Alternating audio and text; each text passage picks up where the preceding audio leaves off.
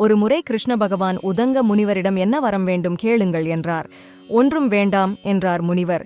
கிருஷ்ணர் வற்புறுத்தினார். நான் சுற்றி கொண்டே இருப்பவன், சில சமயம் தாகத்துக்கு தண்ணீர் கிடைப்பதில்லை, அதற்கு ஏற்பாடு செய்தால் நல்லது என்றார் உதங்கர்.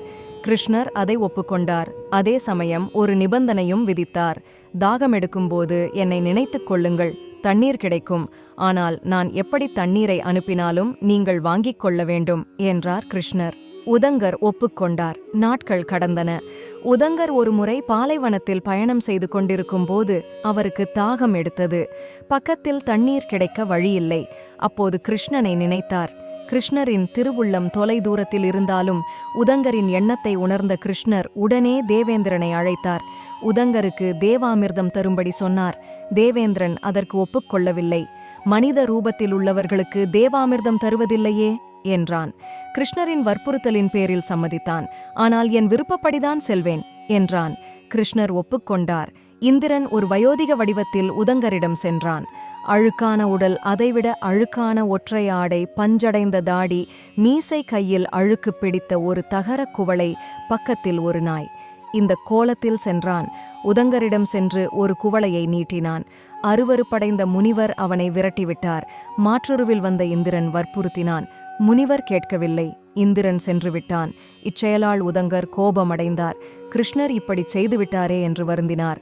எப்படியோ சமாளித்து சற்று தொலைவில் உள்ள ஊருக்குச் சென்று தாகத்தை தணித்துக் கொண்டார். கிருஷ்ணரை வேறொரு நாளில் மீண்டும் சந்தித்தார். உதங்கர் முகத்தை திருப்பிக் கொண்டார்.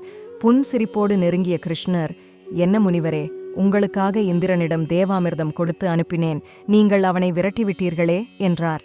அப்போதுதான் உதங்கருக்கு தன் தவறு புரிந்தது. உதங்கர் பெரிய தவயோகி. ஆனால் ஏன் அவரால் கிருஷ்ணர் அனுப்பிய அமிர்தத்தை குடிக்க முடியவில்லை?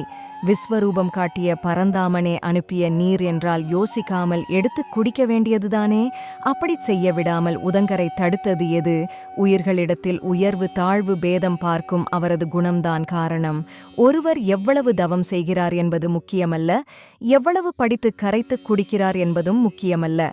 புறத்தோற்றம் முக்கியமல்ல, தோற்றத்துக்குப் பின் என்ன இருக்கிறது என்பதை உணர்வதே முக்கியம். இதைத்தான் கிருஷ்ணர் உதங்கருக்கு உணர்த்தினார். உதங்கர் எவ்வளவுதான் ஞானியாக இருந்தாலும் அவருக்கு மனிதர்களிடத்தில் தோற்றத்தை வைத்து எடை போடும் தன்மை இருந்தது. அது இருக்கும் வரை ஒருவர் கடவுளை நெருங்க முடியாது. ஆகவே தனது மாய விளையாட்டால் இதனை உதங்க முனிவருக்கு உணர்த்தி அவரது குணத்தை மாற்றினார் கிருஷ்ணர். சர்வம் கிருஷ்ணார்ப்பணம். இது போன்ற பதிவுகளுக்கு எனது ஸ்பிரிச்சுவல் ஸ்ட்ரீம் சேனலை சப்ஸ்கிரைப் செய்யுங்கள்.